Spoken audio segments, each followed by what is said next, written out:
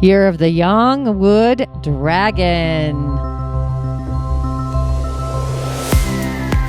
Arriving February 10th, 2024.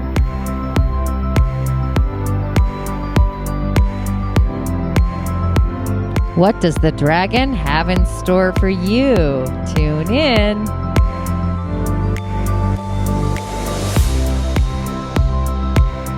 Join Origins Revolution at club.tonyad.tv/origins, and I'll see you on the other side.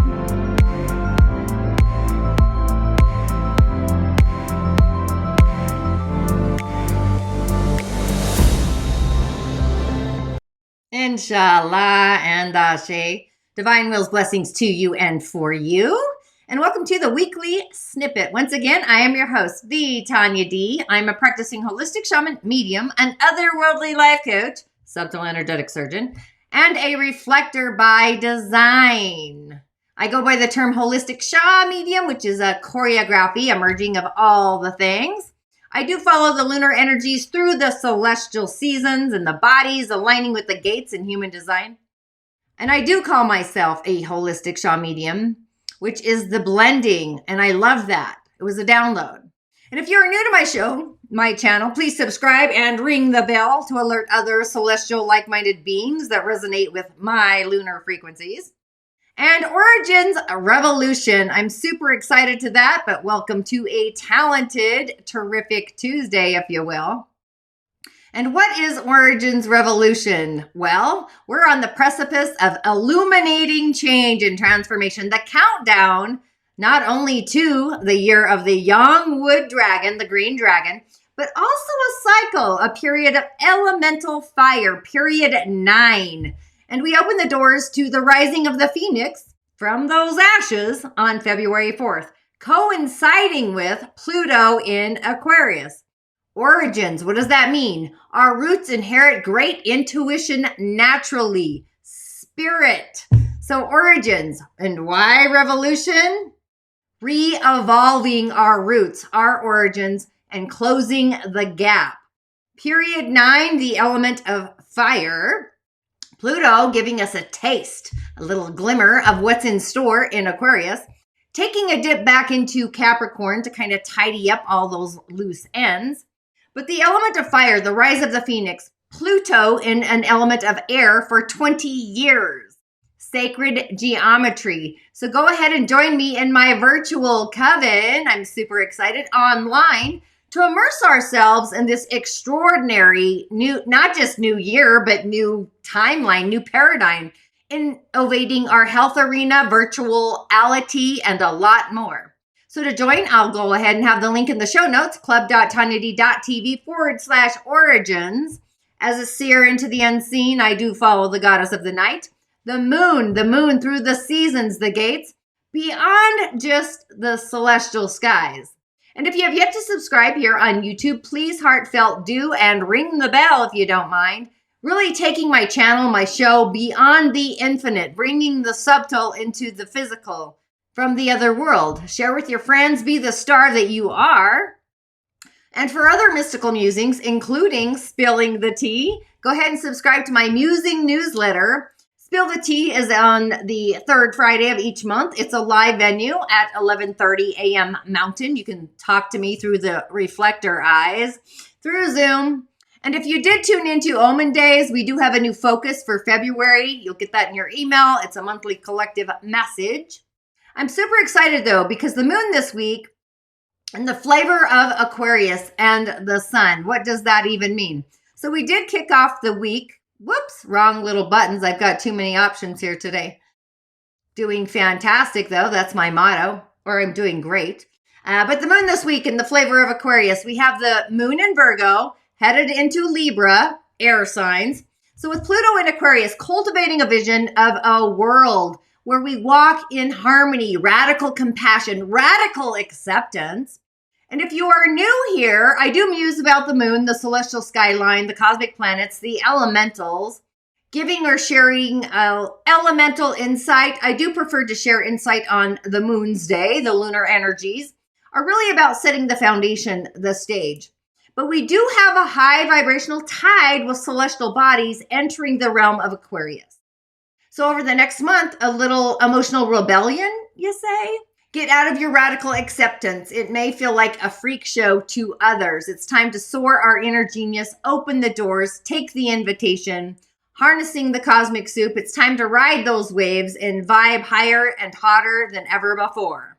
So with the moon off the cusp and into Virgo, ritual, which I'm high on ritual offerings, reclaiming, recommitting ourselves, our heartfelt selves, embodying Virgo. So it's time to really elevate and tune into our inner beingness, our embodyingness, tuning into ourselves and trusting our infinite intuitive flow. So asking if we are in the flow under the celestial energy of Virgo, ritual will really set those foundations, and acting as a practice, setting ourselves up for success through the rest of this week. So I would find a ritual in the small, the little things, the simple things like your morning brew, a cup of coffee, a little tea, and really climbing into our bodies, climbing into your skin fully through movement, clearing our brain of cosmic clutter, do a mental detoxification, and allowing ourselves to feel empowered, even victorious, starting or moving forward into and through the week. So Virgo is hardy, heavy, a lot of self-criticism. So just be aware of that. And just know there is perfection in those imperfections. I laugh out loud a lot at myself, my imperfections, and I suggest that you do too.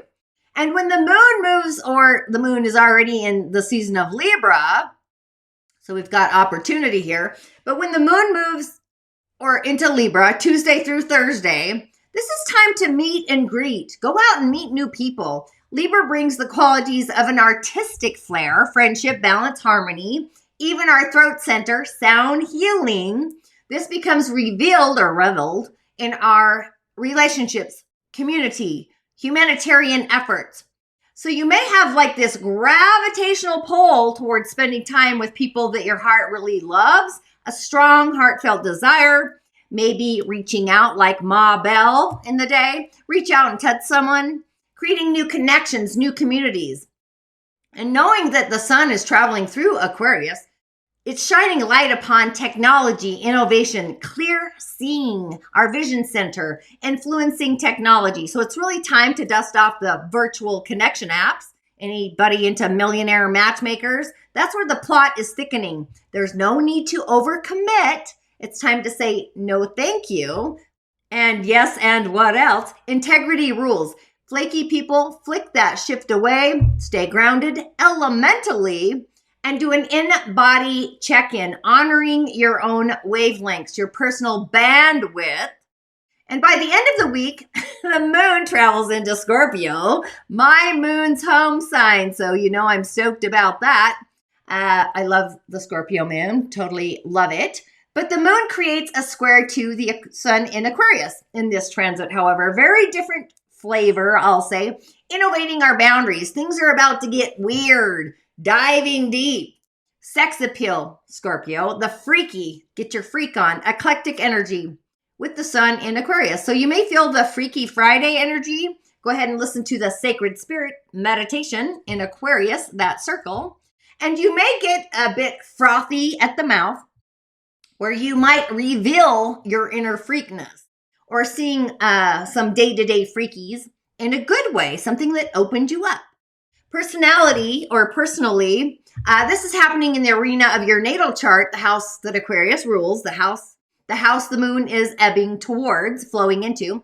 So with the moon in Scorpio, we're kind of having a plot twist is being added. The fire is getting fueled. No shame there. Step into your most flamboyant self. Emphasis on boldly and flamboyant. Step boldly into yourself, climbing into your skin. As with all Scorpio moons, the energy goes down below the surface, diving deep. So if anything's nagging at you lately, use the energy of Scorpio to really harness, hone in your intuitive energy. Get to the bottom of what's been bothering your soul. Your shaman's portal. Consult your spirit team, guides, guardians, gatekeepers, the upper world, the lower world, the inner world, a therapist, get a divination, or pull your own mystic messages out of the hat. You've got this. We all do. And then the moon finishes up entering Sagittarius on Sunday, fun day. I did not create a little glimmer for that, but just know your inner truth and use your intuitive vision, the feeling of freedom, adventure. This is like seeing things through the eye of God, expression, exploration. It's kind of a governing energy with Aquarius. It's like plugging in the light socket and identifying or identity. Tune into what really truly matters and radiates and reveals, and how it translates in your personal life, your day-to-day arena.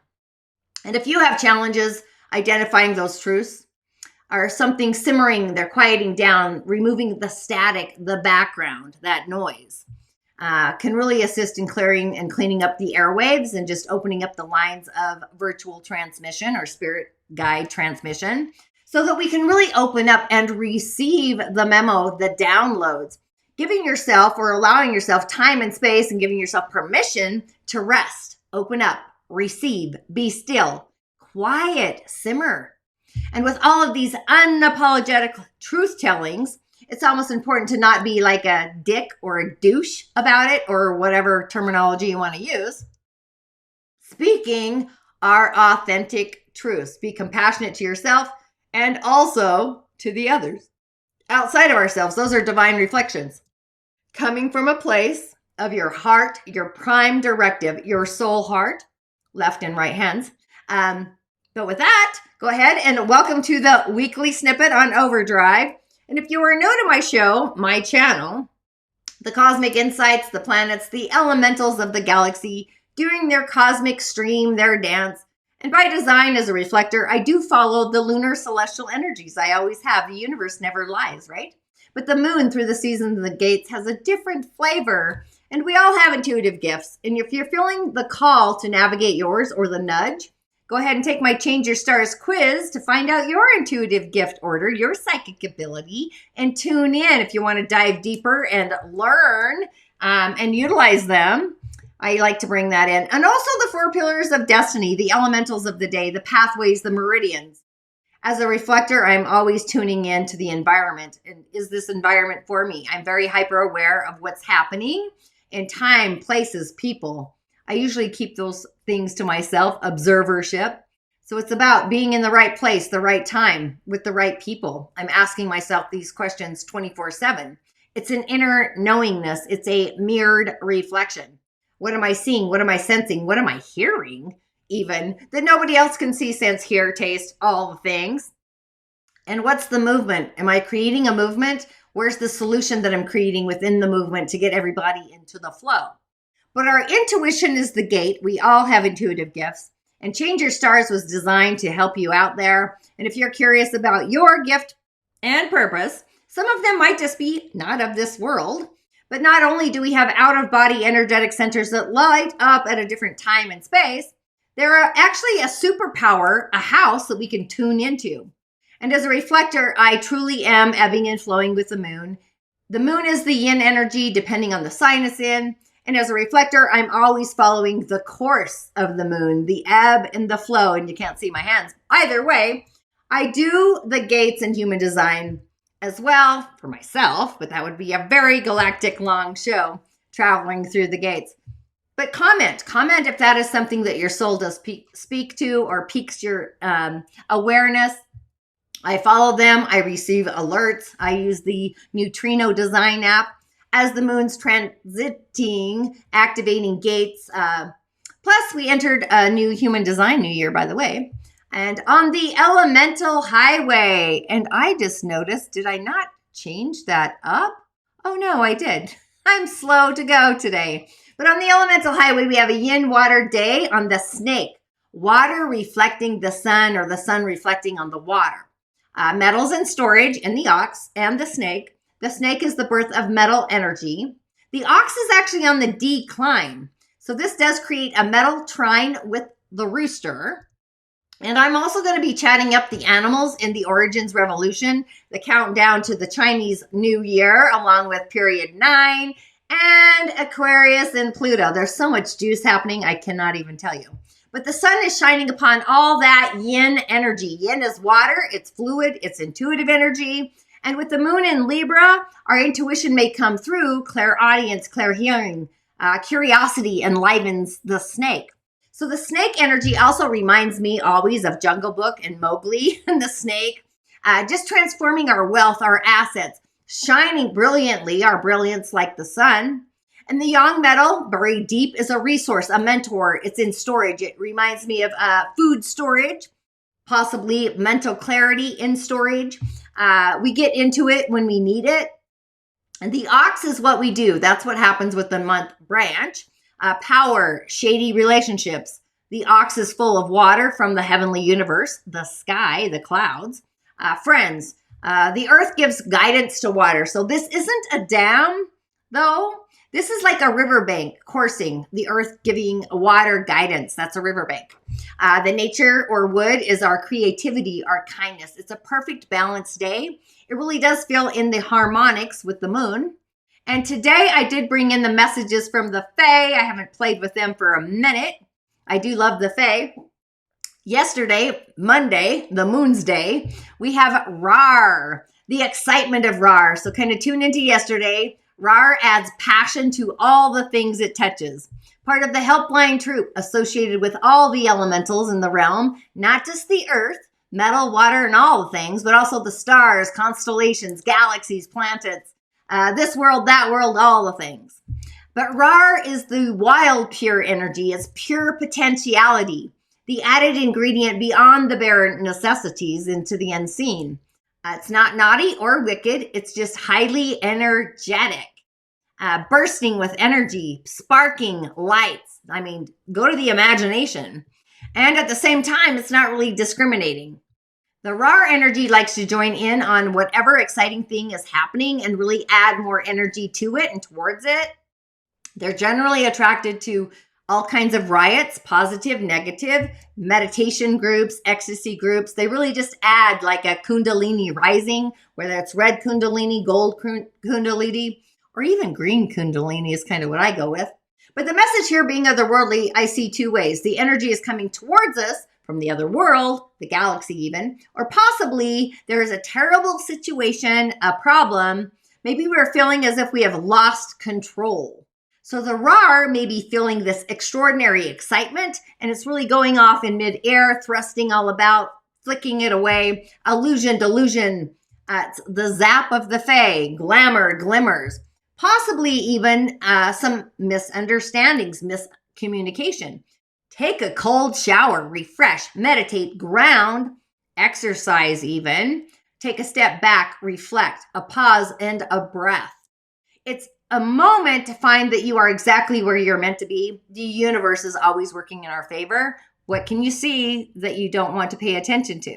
And the 52 is being mindful of what we feel. What does our intuition, your gut sense, what's it telling you? And what do you think about all that? Now remember, the moon was in Virgo and the sun's in Aquarius, Mercury in Capricorn, and Neptune in Pisces. So we kind of had this cosmic flavoring going on in the soup. Very different flavors and ingredients. There's lots of planets at the 7 degree, the Neptune degree, which Jupiter is there as well, finally moving direct in Uranus. So it's like this spiritual connection that's adding some enticing goodness, some juice, even though it's otherworldly. That's kind of how I see that. Then on Tuesday, we've got, oh, I love this. She's the green lady, kind of like the green man. She's the green woman. 23, part of the she. These are the lords and ladies, the wise ones. They mediate the energies of the singers through dance, poetry, laughter, joy. It's the burst, the glimmer of, I'm going to go with the spring. But the green woman's otherworldly as well. So this is like the wildness, natural magic, expectant gratitude, untrammeled creativity. She dances naked in the moonlight and also the sunlight and into those shadows, often, all the times. And she doesn't care what we think of her. She does know her value, her worth from her own experiences in life.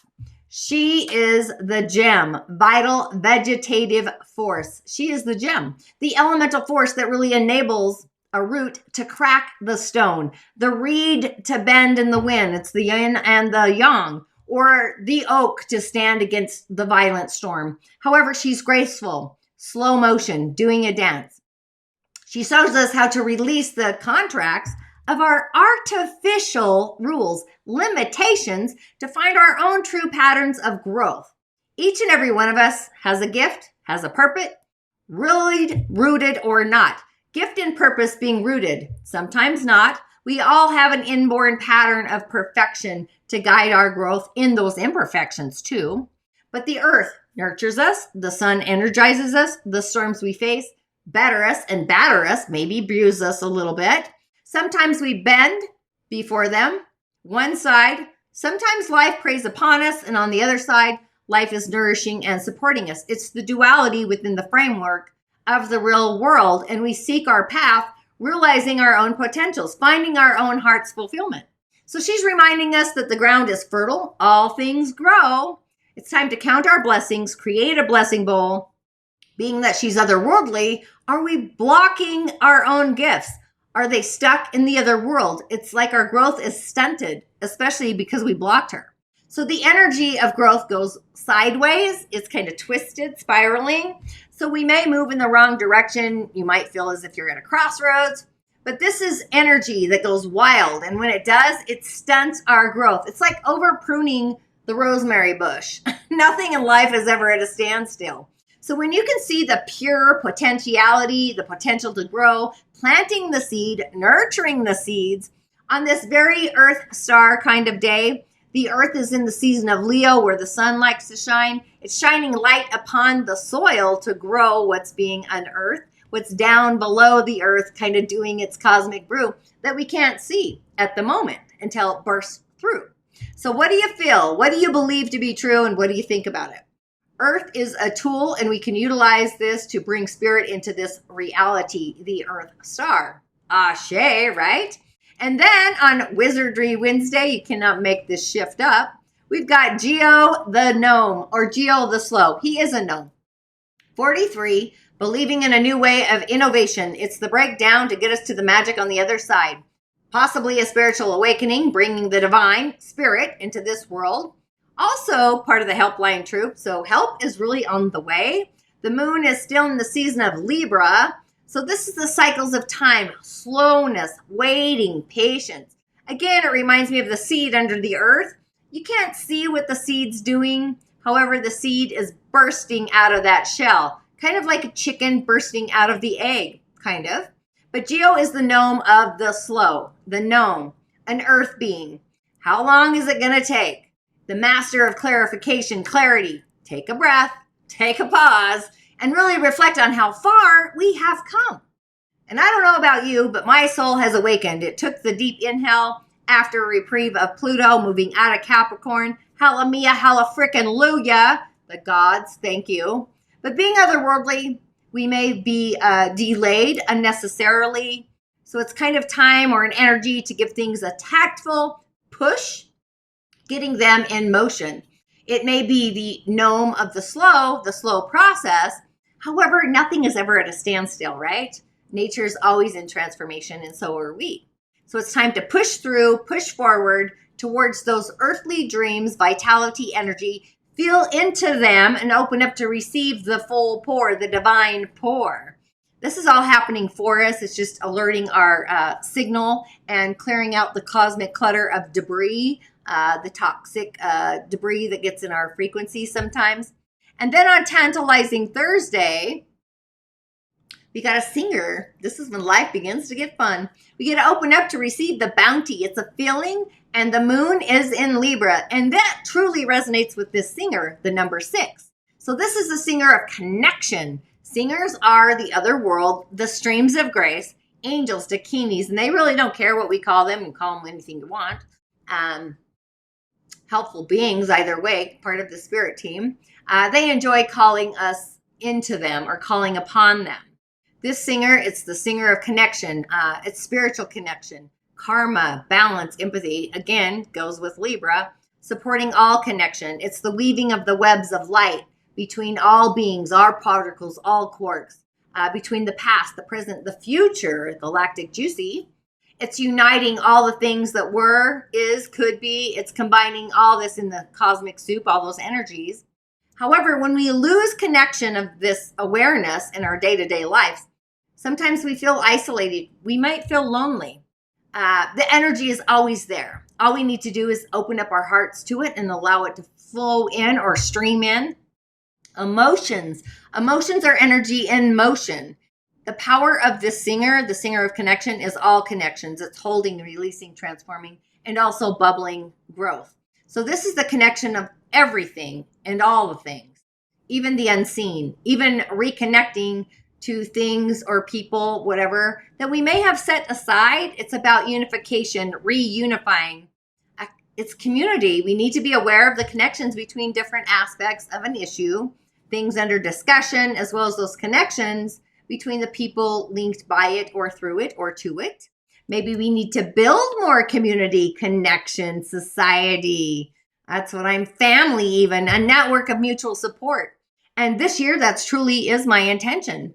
Being that we have the singer here present, we have support, we have strength, flowing through the connection with all the particles and beings and people, places, things, solutions. So yeah, getting into the flow for the weekend. And then remember, we do have fantastic Friday with the moon in Scorpio, which who doesn't love that? Just saying. The Fae Lion. Sometimes this is dreary, but I would actually journal on Tuesday as the sun is at the 11th degree in Aquarius. That's what I should do myself. But this card is in divine alignment with the energy of Tuesday, today. Opening up to receive and accept a message from Spirit, the 6 and the 5.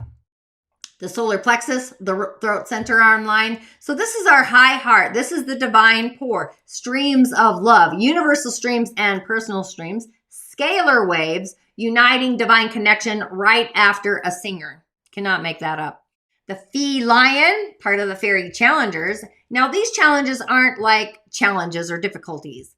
These are the kind of challenges to see if we're actually paying attention. The test of all tests. It's the breakdown to get us to the breakthrough. It's growth. It's all about trials and tribulations. And they give us these tests knowing that we are going to pass them. So he's all about getting it right. The delayed completions, tidying things up, expectations of others. Sometimes they put upon us. And it's also the thing that whispers when we're trying to do something. It's clouding our vision. For me, it would actually be my dad asking for this or for that, or really not really asking. More like a manly demanding, and I'm very compassionate, heartfelt. But being otherworldly, this is, it's like, whose idea was this anyway? You know, when you get pulled into something and you're like, oh my gosh, I should have asked first. Or you commit to something that's really not aligned with your heart. So he's asking us to really take a look at how many of these unfinished tasks actually belong to the other, and you're cleaning them up. But we really have kind of, maybe we've taken them on in a misguided attempt to be helpful. Sometimes I do it, often, I'm not kidding, to appear kind of helpful in a way. Often it's easier to just do the thing, but then we feel the outbursts of those opportunities. I do it myself. This is like taking on a lot of unrealistic, unfair, silly demands that others place upon us, whether it's old, irrelevant, emotional programming that we may even carry from the past. But this is about forgiving it, just popping that shift out. And the question is, how many of our guilty feelings, shame, blame, and all that kind of shift are ours to begin with? So it's kind of about doing that inner shamanic accounting work, if you will, shadow work, and decide how many of these duties are actually ours. How many of them are other persons, other people's that are making unfair, unrealistic demands upon us that really aren't our job to clean up. We're not the cleanup crew. Of course, some of us are the ancestral cleanup crew, just saying. But this is the pause on the inhale, the exhale. This is the breakdown that truly gets us to where we do need to be. So with that, make it fantastic. Grateful that you tuned in, shared with your coven, your grimoire, add it to your faves. I'll see you on the other side. And remember, the Origins Revolution starts Friday, the 9th of February next week. The new moon in Aquarius, rising like the star that we ultimately are, Utopia. And as an affirmation, this is what I'm going to say, I am the glimmer of my own starlight. So shine your brilliance, Shay, and blessings. And as always, I'll see you on the other side.